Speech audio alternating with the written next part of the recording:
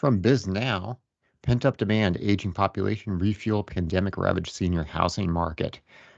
Good article on how we're starting to see a recovery, a rebound in elder care, senior housing, retirement-focused projects around the baby boomer generation.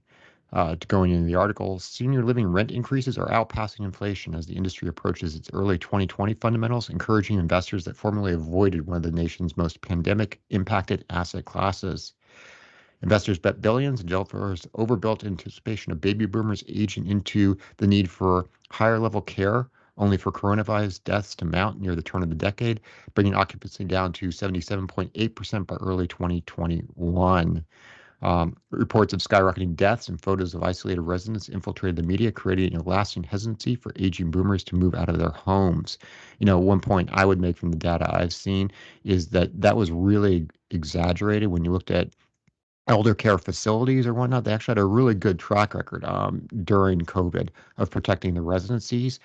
The actual issue was in subacute facilities, places where people go to recover and there's people coming in and out. Somebody might trip and fall and hurt themselves. They might go to that subacute facility. And that was really the place where you saw people with COVID getting pushed in those facilities, infecting other people. And it was kind of, from my understanding, a misnomer to really, expand that to the elder care facility. But whether or not it was fair, it happened. And we absolutely did see a detraction in senior housing, elder care facilities. And per this article, things are starting to look up again.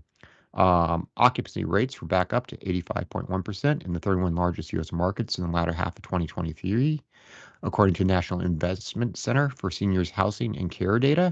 That's still 2 percentage points below the first quarter of 2020, but rent increases look promising and are outpacing inflation. Independent living unit costs an average initial monthly rate of $4,126 in December, while more intensive assisted living units cost an average of $6,422 monthly, according to NIC data. Rents were up 6% to 6.7% year over year. Quote, people were put off moving in for an extended period of time during the pandemic. Now those needs have been amplified because of that delay, from Lisa McCracken, NIC's head of research. There are about 73 million baby boomers, the youngest of whom will reach age 65 by 2030. Those 65 and older will make up 21% of the U.S. population by 2030. A glut created by overbuilding before the pandemic has been mostly absorbed as development has slowed. NIC data shows only 10,000 new units were delivered last year, so we are seeing more positive supply-demand dynamics in this market, as well as the article mentions that demographic move of the baby boomers becoming older that is going to create more demand for this type of housing.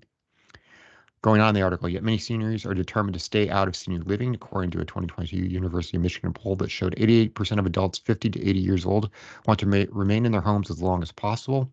Aging in place has become less expensive and less isolating due to improvements in healthcare and new technology, as well as more relatives having flexible work schedule.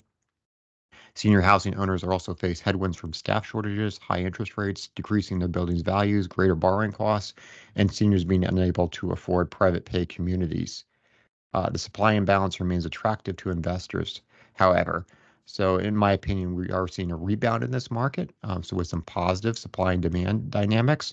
But like any market, it's not just a easy to make a lot of money, no brainer. You're going to have to do your due diligence. There's pros and cons. Different areas, different type of facilities do better than others.